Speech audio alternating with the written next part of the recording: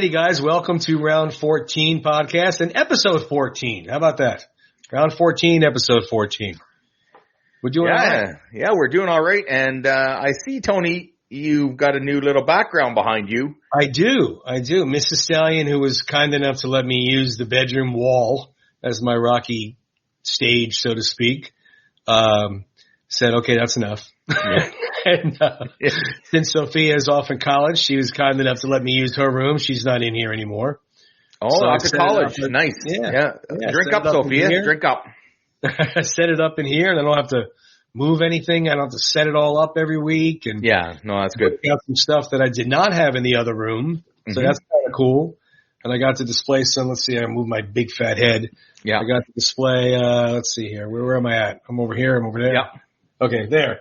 So I got the Carl Weathers glove up there now, and you can see Apollo figure there, and the picture of us, and so I got some stuff up and the gloves. That's the Rocky 2 glove when he won, right? And then the tough wear Rocky 3 and 4, right? So yeah, John Rivoli paintings there. Yeah, I got John's. That's my favorite one right there, and then I have the one he calls Soulmates. This is very hard over here. I still have 3 more pieces of John's I got to get up on this wall, and I have plenty of space. So over here, I have let's see, where am I at? Over here, I have more room, so I could push the camera back and you'd be able to see more. Anyway, enough about that. Your room looks better than mine anyway. So. No, you know what? It looks great, and it's nice to have a space to do this. My fat head is blocking the Round 14 sign right there. That's right in the middle. I thought I'd put it in the middle. Yeah. I didn't think about my big fat head for the show, so I probably should have put it where Stallion is. Some great stuff from John Rivoli, some great stuff from Rick, Rocco Bob 33. So good stuff there. And of course, right beside you, Rocky. Always good to see that poster too. Mm-hmm. Yeah, I still have the other posters. There's other stuff I can get up there. I mean, the wall's only so big, so. Yeah, I don't have one of those mega rooms, that's the ideal situation to have like a Rocky gym / man cave. Yeah. Anyway, I was looking at, speaking of the Rocky picture behind you, there's always that debate on which is the better movie, which is the better scene. I've said before, I might be wrong in this, but I have a hard time picking a Rocky movie, when people ask me. Yeah. There's certain scenes that are so emotional in it, and I'm telling you, nothing more in Rocky, and when Mickey climbs those steps and has to swallow his pride. Yes. And knock on that door and ask Rocky to be his manager. That's and quite how funny was it? It was after he gets booted out of his locker. Mm-hmm. Mickey tells him he's a tomato. Yeah. You're a tomato. Yeah. That's one of the funniest lines in the whole movie. Even before that, the first time we get introduced to Mickey, he's working with a boxer in the ring, and Rocky taps him on the shoulder and shut up. That's the very first line we ever get from Mickey. But he's not a happy dude. No, that climb up the stairs, he knows that he screwed up. He's got to talk to Rocky, and at this point, Rocky kind of airs it all out. Oh yeah. That's a great scene. I mean, an amazing scene, first of all, because it was done in one take. So there alone, that's amazing. Mm-hmm. But second of all, the little like hidden meanings, like you just said, climbing up the stairs. Yeah. He has to climb this mountain to go get what he wants. It's not something that's really easy where you can just skate in there and get it. Rocky saying how the place stinks, throwing the darts at the bathroom door, and I mean the picture that he takes out of his pocket to show Rocky how he looked in his prime. Mm-hmm. It's such an amazing scene. Well acted by both, obviously, but the story that's told. Mm-hmm. Mickey's trying to make Rocky understand why he wants to help him, and he does want to help him a little bit vicariously, like he would of himself. He sees himself maybe in Rocky, that he could have went further, but also too, I think it's a little, I don't want to say selfish, but maybe a little like, hey, this guy's going to fight the champ. I want to be a part of this type of thing. Mm-hmm. And then obviously they developed the relationship they developed. Well, I think the two, what you touched on there is he sees a little bit of himself in Rocky, and he realizes this may be Rocky's only shot. This may be Mickey's last shot. And absolutely, so, absolutely was. He said to him too, and at the gym, he goes, "You have, you got heart, but you fight like a goddamn ape." Yeah. So he sees and knows the good qualities of Rocky, Mm-hmm. and even if Rocky doesn't see it, and obviously he does later when he starts to train him. But yeah, Rocky airs it out and he yells at him, and says to him, "Yeah, I got heart, but I ain't got no locker, do I, Mick?" Yeah. No, you know what? That's a little gag there. That was a little, you got to stick that in, and I think it's important if you're going to lay it on the line with somebody, your friends, your family, you lay it all out. You lay out the truth. Yeah. And he wanted to make sure that he made that point clear, right? Mm-hmm. It really, the look on Mickey's face, he realizes, he's right. He's right. Mm-hmm. Mm-hmm. But he let him, Mickey leaves, and like I said, when Rocky, even the scene where he chases him down, and he puts his arm around him. I'd like to hear that conversation, or if there was the dialogue. Yeah, I can only assume that he's saying, "Look, I had to get that out of me. Let's do this," and they shake hands, and of course the rest is history. But that's a pretty important scene in the Rocky franchise, right? Oh God, yeah. Like I said, it develops the relationship first of all. It puts that relationship in motion. Of course, he develops the more fatherly relationship with him later on. Mm-hmm. But in the beginning, it definitely puts it in motion. And then, like when he runs downstairs and jogs after Mickey, he's just shuffling along like this beaten old man. Like defeated. Yeah. I like to say defeaed, right? Yeah. And puts his arm around. I like to think, something like that was like, look, we had to do that. Got it off my chest. You got it off yours. Yeah. Let's see what we can do with this guy. But you mentioned, last week we talked about Rocky V and how the Tommy Gunn character didn't get developed and there was no backstory. Mm-hmm. This whole scene is kind of you have that emotional connection with both characters all of a sudden, right? Yeah. Yeah, you do. I mean, it definitely establishes, like I said, it establishes that relationship to move forward. It gave you reason to care about it. It gave you reason to want to see it succeed. Mm-hmm. And it didn't take, look how much it took. What was that? A 5-minute scene? Yeah. That's right. It wasn't long. It wasn't like it was half the movie. Yeah. So, but it was needed. Mm-hmm. It was absolutely needed because if he went in there and said, Miles Juergens is looking for sparring partners and then he finds out he's offered the fight. Hey, let me manage you. Okay. That's a good idea. Let's do it. Yeah. It would have worked.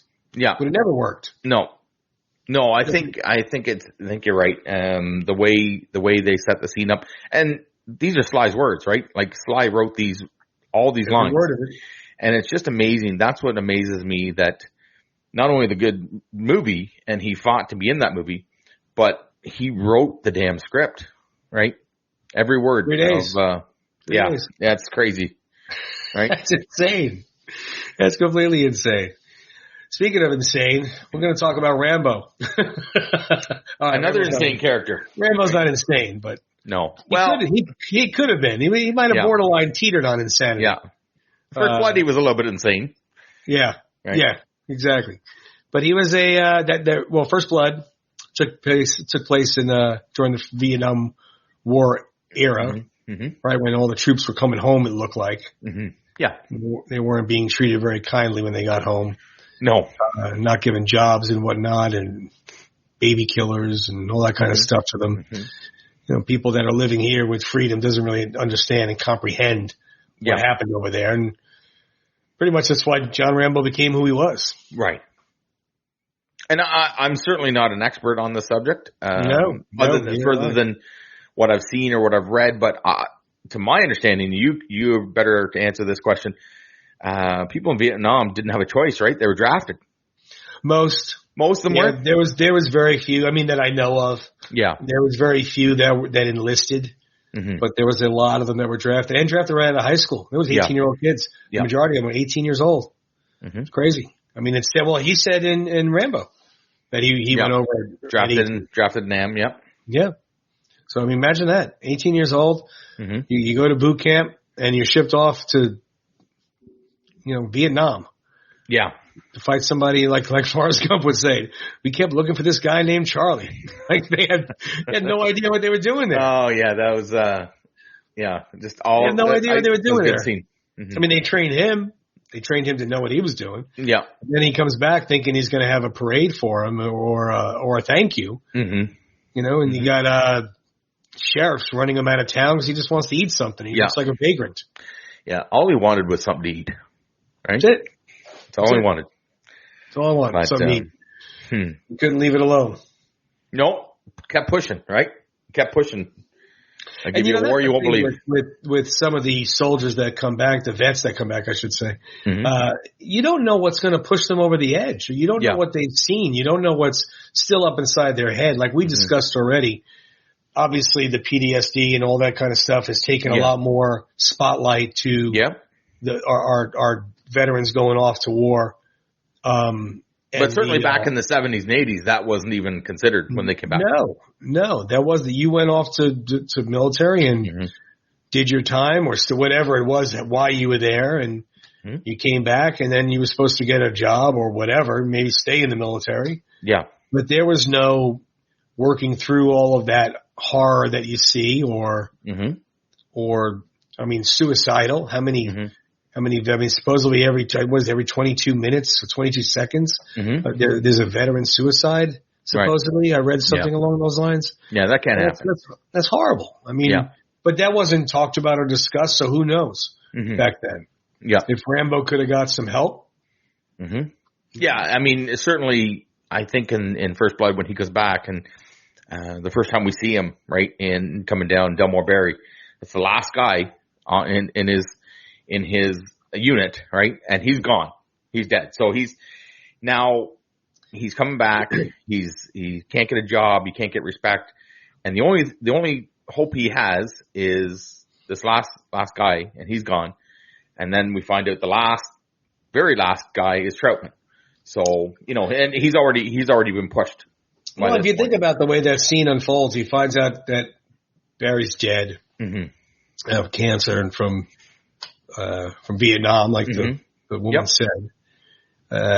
So he's walking back from that house. All that's going through his head, thinking of, all these guys are gone. His only family that he had, because they never touched base on any real family. Yep. And then the sheriff comes in and, pushes the wrong buttons while his head's already rolling. Again, if that was today, I mean, not that it can't happen, but a little more, they have a lot more therapeutic help, counselor help, medication maybe, whatever they need. Because war is, being in the military is one thing. Being in war is a whole other level. Yeah. My family is a lot of them have been in the military. My grandfather was in World War II.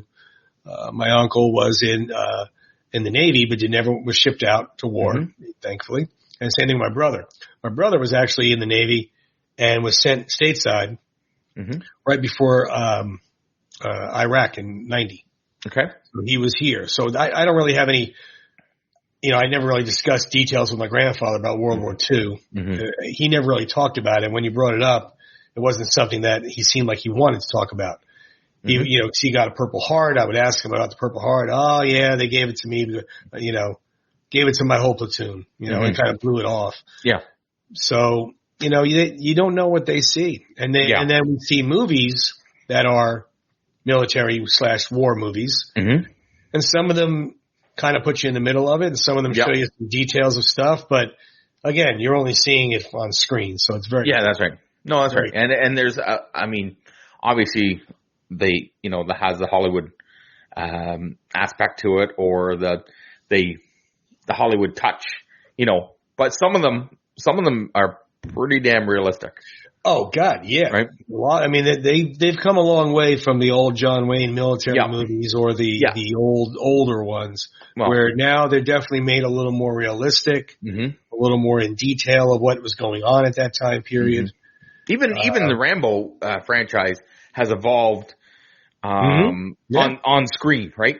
Like we talk about like First Blood was so good, but First Blood Part 2, it was, bigger and a little bit I don't want to use the word cartoonish, but they're a little more like a comic book type of war movie. G.I. Joe, like we talked about on previous episodes. G.I. Joe. Pulling these guns off the helicopters and rocket launchers, but in Last Blood, it gets a little more.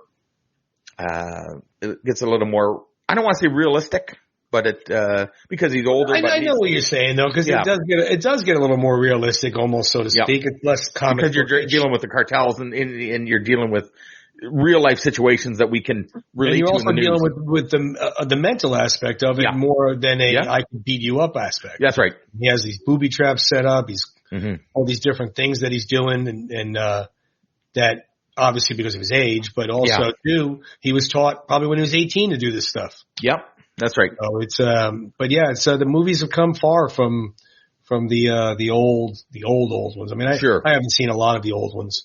I've probably seen the 80s is probably, maybe late 70s when I started catching up on some war movies.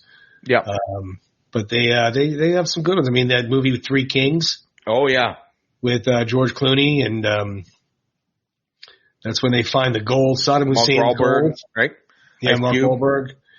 They found out that Hussein's gold treasure is kept somewhere, and they're going to try to take it, and I mean, come on. I'm sorry. There's no way on the planet those guys were over there and saw all the riches of that palace and didn't take a little souvenir for themselves.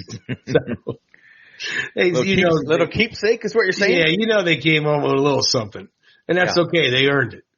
That's right. That movie was crazy, though. That was a different type of war movie. Yeah, that was. Because it was it didn't really show you the war. It was more about that little plot that they wanted to keep that gold. And like I said, it was original storyline, right? Yeah. Because it's so often, I don't want to say like some movies get clumped together or too similar. This was very different, right? So like you said, the storyline was very different. And that's what captures me with some movies. It's like, okay, that's a different storyline. It may not be the best movie, but the storyline is different and unique, and we haven't seen it before. So Three Kings really touched on that. Agreed. And then you could touch base on like a realistic storyline, like The Hurt Locker. Yeah. And that one was, that's realistic. I mean, these guys are risking their lives out there defusing bombs. Yeah. And that's just something that I can't comprehend, that's your job to defuse that. Yeah. See the outfit. I mean, the whole suit they put on and but that was another movie, and that was a little more of a mental movie, right? Where it got into your head. There's a little more of that. Definitely not of a original story type of thing like Three Kings was, but it still had told a very good story, and it was a good film. I like Jeremy Renner; he does a nice job. Yeah, he sure did. We have another one American Sniper, Mr. Bradley Cooper, and he played the world's deadliest sniper. I mean, the most lethal sniper, I think they call them, a distance sniper. And that was based on true story. So obviously a little Hollywood drama in there for the but I mean, the background is where I know where you're going with that, where they get it from. Yeah. But the whole background, like I said, the underlining story of it is true. It's just, these guys were like Rambo. He was trained to kill. That's his job. His job is to hide somewhere miles away and take out a target. That's his job, and that's what he trains for every single day and hours a day, and to achieve that. That's makes what we're doing here pretty damn easy. That's what I'm saying. That's what I mean. I don't want to sit here. Everybody has their. Yeah. I'm definitely not going to get political. I never do. No. And we certainly won't on this podcast. I appreciate my freedom. Yeah. Every day I thank the military. Yeah, that's right. I'm not about to sit there and criticize anybody coming back from war or from a long stint in the military, and now they're going to be a civilian life, and you're going to give them crap. Yeah. You're going to give them a hard time. Yeah. But thank a military member. It doesn't matter if it's Veterans Day, Memorial Day, Remembrance Day. I mean, you don't have to be crazy about it and thank every single one. But I mean, you thank them here and there when you see them, when you feel the time is fitting. Yeah. Buy them a cup of coffee here and there. If somebody's behind you, pick up their coffee. Pay it forward, we call it here in Canada. Yeah. I mean, I've done that a handful of times. We've got military guys behind me. I put their coffee on mine. Yeah, absolutely. What would it cost me? $5? I mean, so what? Pretty, it's just awesome to do. So next up after American Sniper, we had Zero Dark 30. Mm-hmm. Now this one here, based on true story. Yep. So based on true story, and it was done by the people that did the Hurt Locker. Mm-hmm. So it was a little similar in the way it was filmed and told. Yeah. But this one was more so about the Bin Laden, getting Osama Bin Laden. Mm-hmm. So it definitely, I mean, it's in your face. Well, it's certainly the storyline hits close to home, right? Sure. Or not only, you know what, I'm Canadian, you're American, our borders are right beside each other. For the whole, both sides of the border, this one hit close to home, right? Oh, absolutely. And these stories, based on true stories, but a little bit of Hollywood added in, but of course they're important stories to see as well, right? So I agree. I mean, you see certain films like that one or American Sniper, I mean, if you're mm-hmm. teaching a history class, I mean, that can be part of the homework to see these types of films because it really shows you a lot and teaches you a lot. And of course, the accuracies, it depends on, I guess, who you talk to. Yeah. But it does give you the basis of it, mm-hmm. of what the film was about. Another one that took place during that same time period was Black Hawk Down. Yeah. Yeah, this one was, I don't want to say I had a hard time getting through it, but not because it wasn't a good movie, just because it was so emotional, right? Mm-hmm. Like it was like the ending of it, and it was just really well done. Like you are invested in these characters. Yeah. Right. And that's where I want to clear up that I had a hard time because it was so realistic. These movies are so in your face and in your mind, and by the end of it, you're almost yelling for them to get help. And that's how you know a movie's done well, written well, filmed well, directed well, produced well. When you're doing that, when you're yelling or getting emotional, or really almost like you're watching real life, you're stopping to do. I mean, that's how you know you're really invested. Mm-hmm. Where you've had that kind of feelings for the characters. Yeah. Mm-hmm. And that's where it really gets you. Yeah. If you're watching a movie and you fall asleep, you're probably not going to watch it again. Especially if it's a war movie. And exactly right. But you know what? I remember Black Hawk Down I'm just thinking, Jesus, like this is just, wow. It was good. Good stuff. Agreed. Let's see. The oldest movie in our list here. And again, guys, this is the best movie. This is number 6. These are just 10 films that we thought were the ones mentioned that are war military movies. I'm sure, I know we forgot some. Oh yeah. And you could put those down there. Maybe we'll touch base on those another time. Mm-hmm. But, this is the oldest one in the group, and this one's The Deer Hunter. Yep. With Robert De Niro. Now, it starts off, it's not much of a war movie. Mm-hmm. But it definitely turns into one based during the Vietnam era again. Yep. Robert De Niro, Christopher Walken. Anybody that has already seen it. Now, again, this movie's 45 years old. Yeah. So guys, come on. Yeah. We're not spoiling it for you. Yeah. I mean, now maybe the younger generation, but you know what? Ask your parents or ask your grandfather it's just I mean, if you think you're going to watch it, let's put it this way. Yeah. If you think you're going to watch it and you haven't. You're going to watch it. Then pause us and fast forward us and we don't give anything away. You know what? Before we talk about it though, is there anything that Robert De Niro can't do? No. No, there's not. My God, we're going to have to do a whole episode on him because, like I said, we put up The Deer Hunter. Like, it's just everything he does. You just name a movie. And comedy. Just like Sly Stallone did comedy. Well, that's it. He did Analyze This, Analyze That. He did Meet the Parents. Meet the Walkers. And, crazy.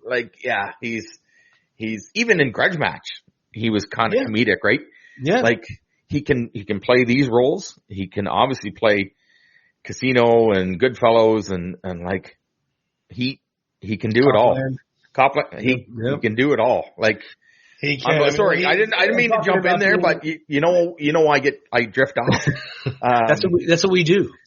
We're drifters. We're drifters. No, I just every time, doesn't matter what movie you put up, I'm going to go, Jesus, that was a good movie. Yeah. You know, and when we do, Robert De Niro, please do not crucify us for the order we put them in. Because every one of them could be number one. You can't. It's impossible to say this is his number one movie. Yeah. These are, you know, we'll do it, folks. We will. It's just a matter of. Maybe that might even be our next episode. We'll see. It's but so this good. one here, I mean, when you watch the roulette scene, you know, and he's a method actor. I mean, so he's so good. But the film really depicts and shows you some prisoner of war stuff that you didn't see before. No, that's right.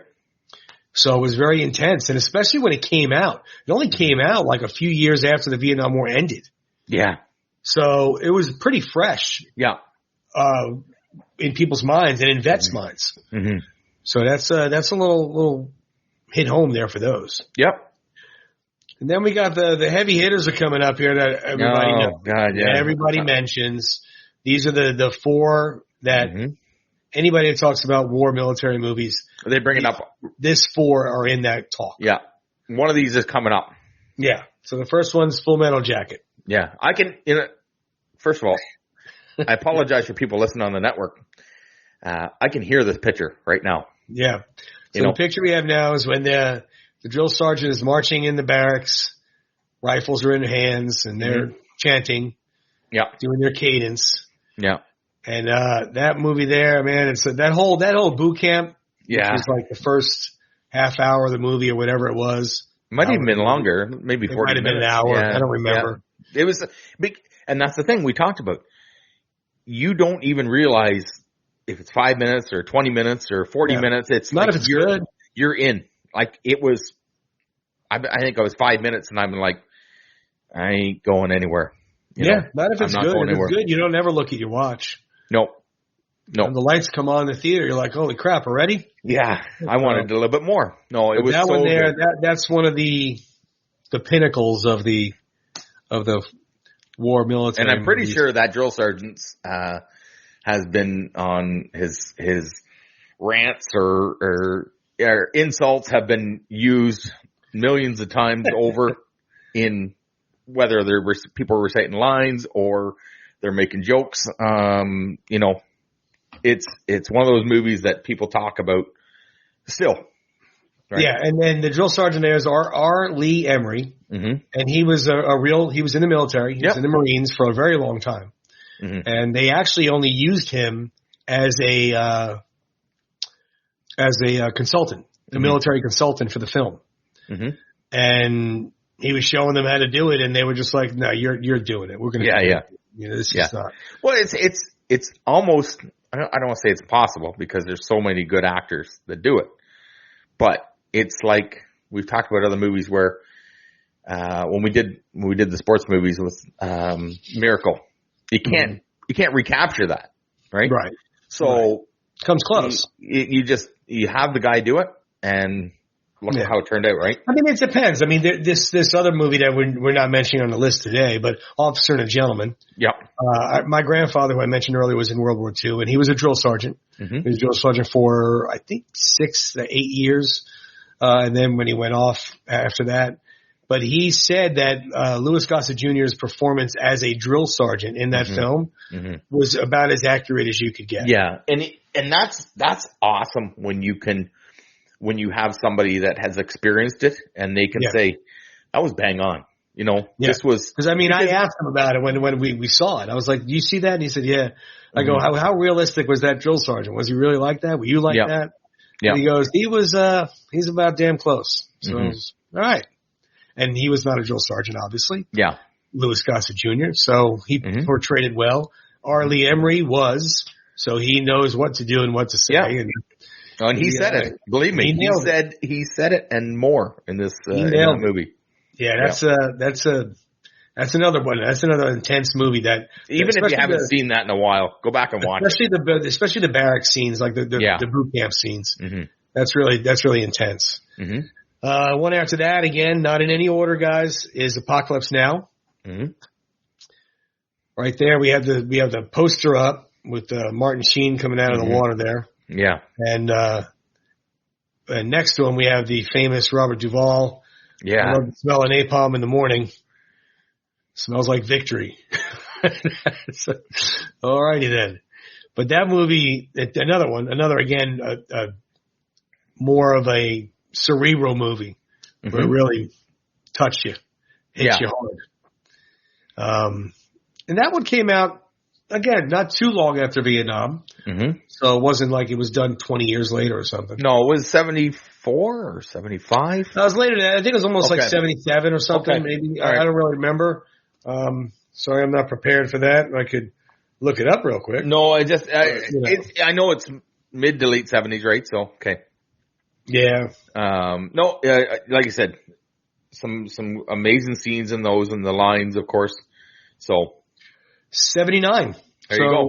Almost 80. Okay. A little later than I thought. So, but still, it's probably about 4 years, give or take. I mean, it was later than I thought too. Yeah. I didn't realize it was that late. You learn something every day, right? So you're supposed to. That's what they say. Okay. So then after Apocalypse Now, I'm sorry, is Platoon. Right. Platoon was probably one of the first war movies that really dug deep into being in it. Right. In war and in the military and in the seeing the shooting of people that were innocent. The men and children that were getting bombed from planes and stuff like that. The stuff they didn't show you in other films. Right. So that was definitely a little more of a sensitive movie. Won Best Picture, of course. Great film. And then last on the list, or first on the list, I should say. I don't know. Which is, if you haven't seen it, please do. And if you haven't seen it, fast forward to the next few minutes. But let me just stop you there for a second. If you haven't seen it and you're about to see it, be prepared for the first 15 minutes. It's about first 15 minutes, and it's actually Saving Private Ryan. Yeah. And it's Normandy, DJ. Yeah. Because when they open those boats, so it's as real as it gets. Second, the boat lands on shore. From that second, for the next 15 minutes, I saw it in the theater. Yeah. With a buddy of mine, and I heard bullets whipping by my head. Right. I mean, the sound, surround sound, and we didn't say a word to each other. No. We were just staring there, jaws dropped. Yeah. Watching the whole scene unfold, and then just looked at each other. It was like, holy Christ. Yeah. Okay. That's the beginning. Exactly. I think everybody had that reaction, was just like, did that just happen? But it did. And that's exactly, again, I can't say from experience, but to me, from what I've heard, what I've read, what I've seen, they nailed that. I've heard it from numerous people. I've seen numerous interviews and research and stuff. Veterans talked about it. World War II veterans talked about it, on how realistic it was. Doors dropped. First 4 guys in the row are dead. Yeah. Within seconds. I mean, it's just crazy. It's crazy. I couldn't imagine it. But yeah, they said it was about as realistic and accurate as you could get. Yeah. This scene, anyway. Of course, later on in the movie, it's a story that's not based on a true story, but it's a good story. Yeah. And does show you the rest of war as well. Amazing film. Very good. And like I said, cinematography is unreal, because you are just, you feel like you're in that boat. Right? Oh God, yeah. And especially when I was in the theater. I mean, surround, like I said, all you heard was like bullets whipping by, and then the bombs go. It was just, it was amazing, amazing. And I mean, of course, it's a war, but it was unbelievable. But yeah, guys, I know we missed probably missed 10 out of the 10 we chose. I'm sure we have 10 others out there that, how could you not have this one? Yeah, it's not that type of list. And if there was a bunch that we missed, let us know. Yeah. Or one that you feel strongly about, we could talk about as well. Yeah, for sure. Drop us a line or on our Instagram page, say, hey, what about this movie and what about that movie? Or tell us what you thought of our list. I mean, if you have comments to say about our list, exactly. Yeah, let us know about that. That'd be great. We hear some comments about, you agree or you disagree. Yeah, because it's, you take those 10 movies I'm sure that everybody has one or two or a couple more that are thinking, yeah, that was a really good movie. Like, that was a really good movie. They said, Tony, we grabbed these and we went with them because they're so good to talk about. Yeah, agreed. Good stuff, as always. Mm-hmm. What about some trivia? Want to do trivia? Want to wait? Yeah, sure. Will we do a little trivia here? Little questions?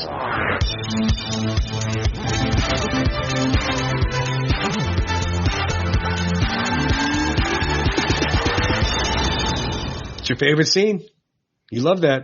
You want to get the skates on. I know you do. Tell you, we're going to film it one time. And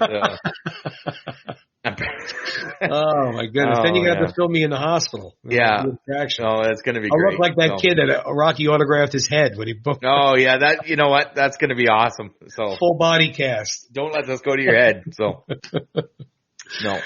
All right. So you want me to go first? You want to go first? Yeah. Go ahead. Fire one off. All right.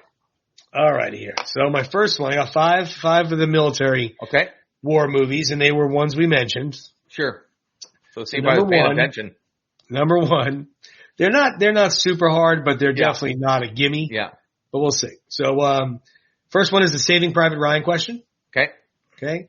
The character that Tom Hanks played towards the end of the film, what did he whisper to Matt Damon when Matt Damon was shot? I mean, when Tom Hanks was shot, sorry. Yeah. I don't know. I'm drawing a blank. Like I said, I remember the movie. The whole entire thing was because of Private Ryan. Yeah. They went to save Private Ryan. Yeah. So, what did he tell him? I think he said,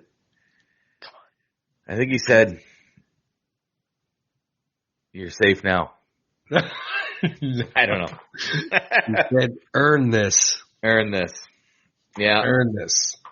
Think about it. I mean, the lives that were lost and all the stuff that happened just to get them. Yeah.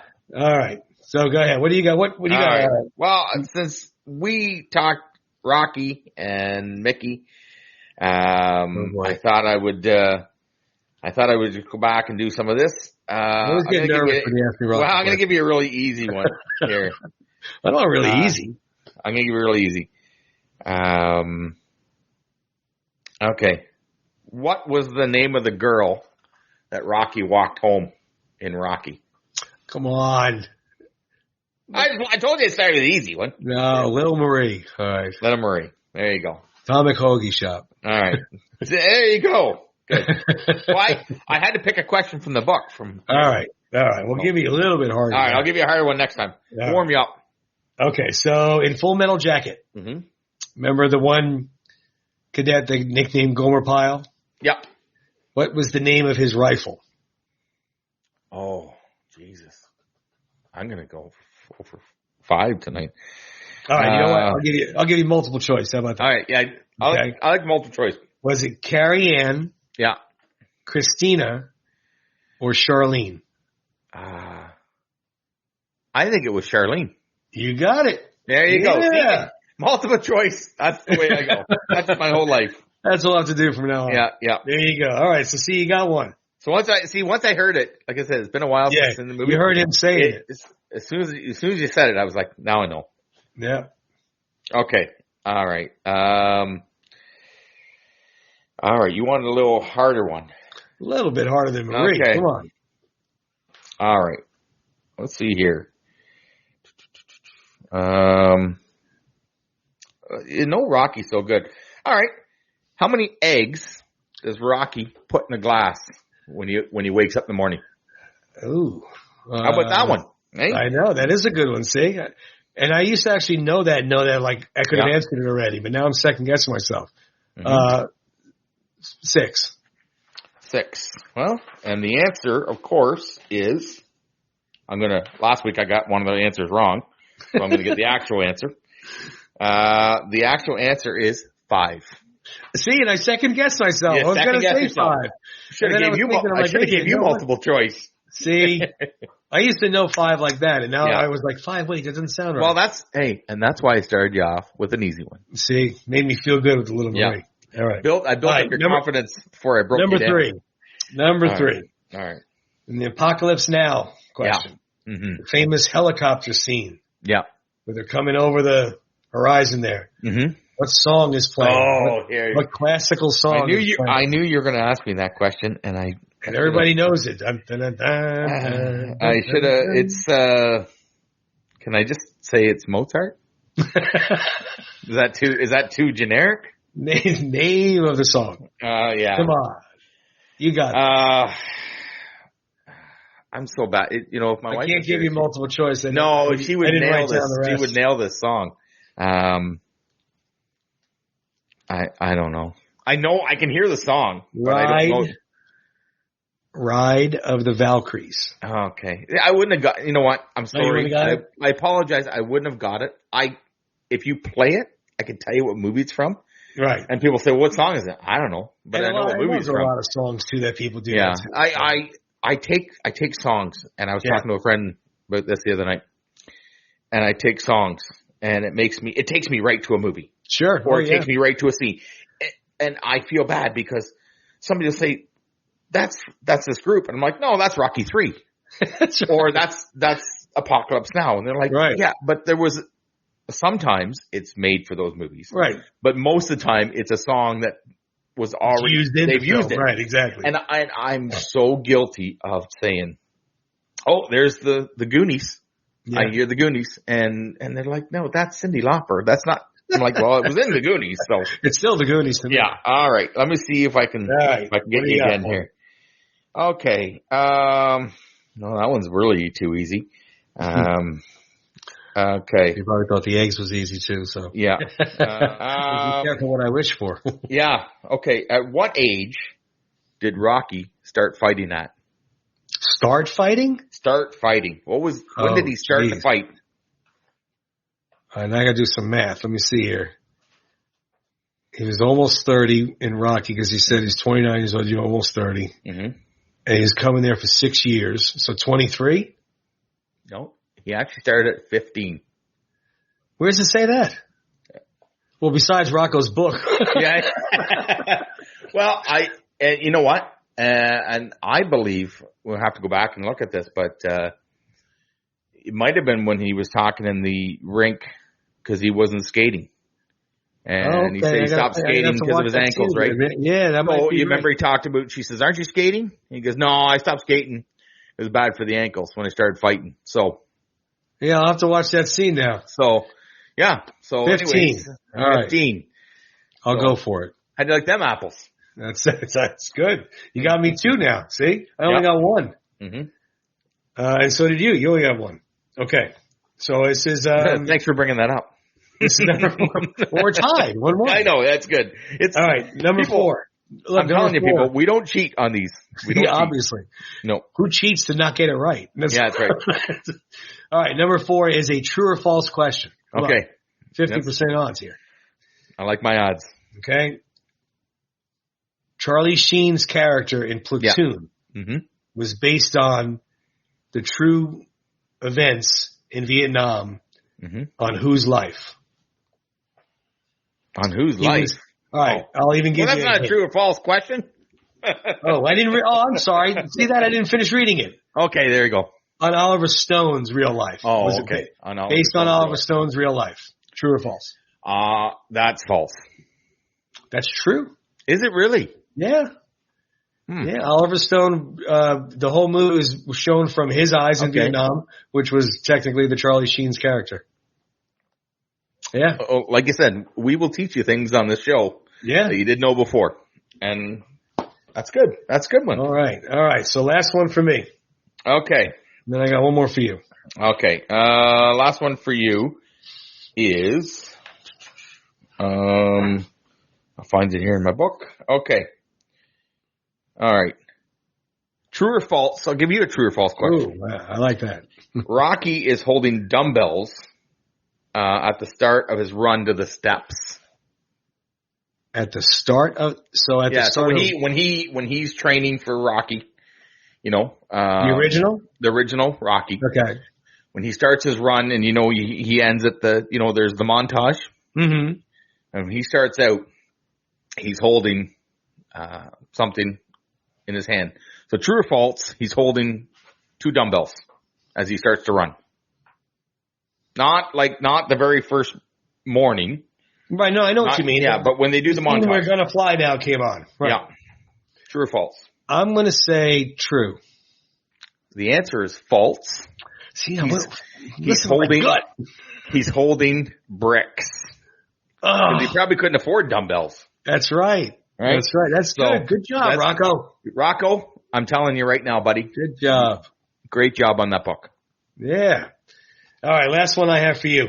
Okay. This one should be fairly easy. All right. Okay.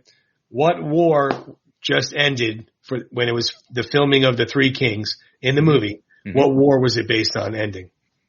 I think it was the Gulf War. That is correct. Hey, look at that. Yeah. See, so you won. See, you won 2-1. That's how bad we are. 2-1. Just squeaked it out. You did. It's like overtime. Oh, that's funny. That's too fun. That's great. Like you said, we just have fun with it. Oh, you know what? I'm surprised it wasn't 0-0. I know. Right? I'm just kidding. You know what? There were some good questions, and it just proves that I've got to go back and watch, some of those movies. Some of them, yeah. They're not to do the trivia. It's just I forgot that scene. I remember him whispering that stuff. When you give me the choice and like you said with the gun and he makes his name, and once I heard it, I'm like, okay, I remember it right off the bat.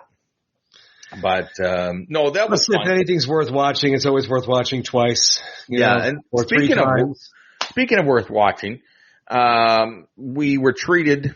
It's everybody straight to streaming. Friday night. Friday morning.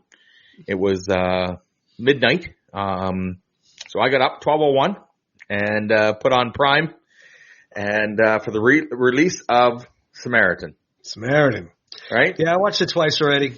Yeah. Well, actually 3 times now by the time we recorded. I watched it twice on the Friday it came out, and then I watched it again Saturday night. Yeah. So, you know what? I liked it.